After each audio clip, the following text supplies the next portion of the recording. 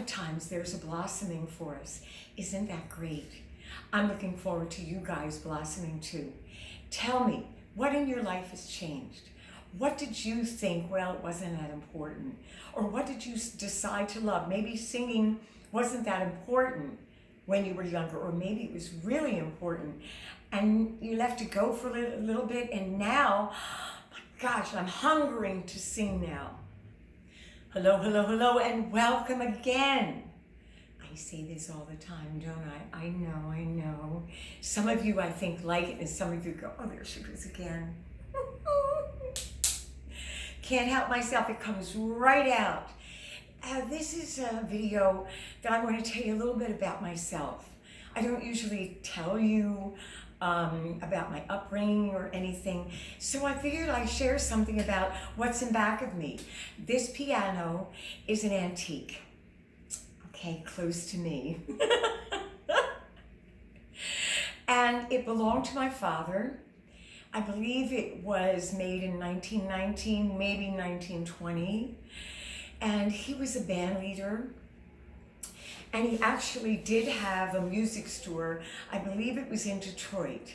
So the story about this piano right here is that it was in the old living room, and it was in a porch that was on the other side of the old living room. And I used to have to practice. When I came home from school, I had to go right home from school, and in the old living room, it was transformed into a ballet room because my mother was a dancer. Father a piano player, band leader, mother a dancer. So guess what? Yeah, I had to do something in show business, didn't I? And this is a Packard piano. And in the old living room, it sat. And in the background were these beautiful stones and the strip of cement in between them. And I used to get lost because I couldn't practice for very long, and I'd just keep looking at the stones and all of the configurations along that big strip of cement going between them. And then above that was a picture, a portrait of Mother Teresa, Saint Teresa. And I used to stare at that picture because I hated to practice. So that was the old living room. That's where I practiced. And I really rarely even liked to play on the piano.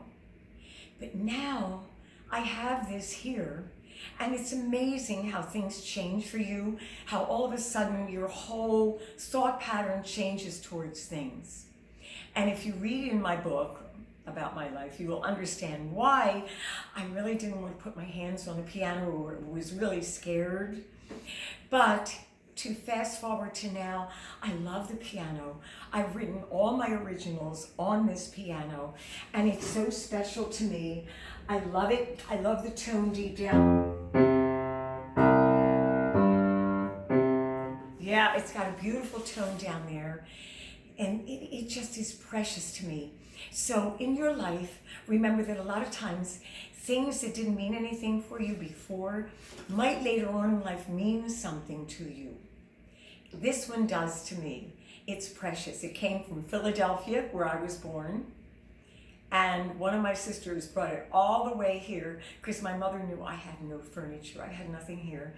So I have that, and I have some other pieces of furniture that were brought from Philadelphia. So it is precious. Remember that things do change in your life, and sometimes what you thought wasn't important or necessary or that you liked or cared for all of a sudden change, and they become things that you love, you like, you want to take care of, you can utilize.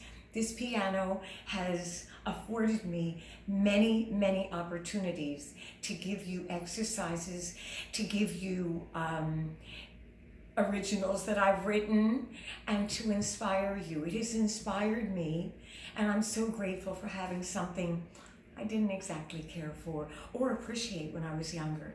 So remember, things change, life changes, our attitude changes, and a lot of times there's a blossoming for us.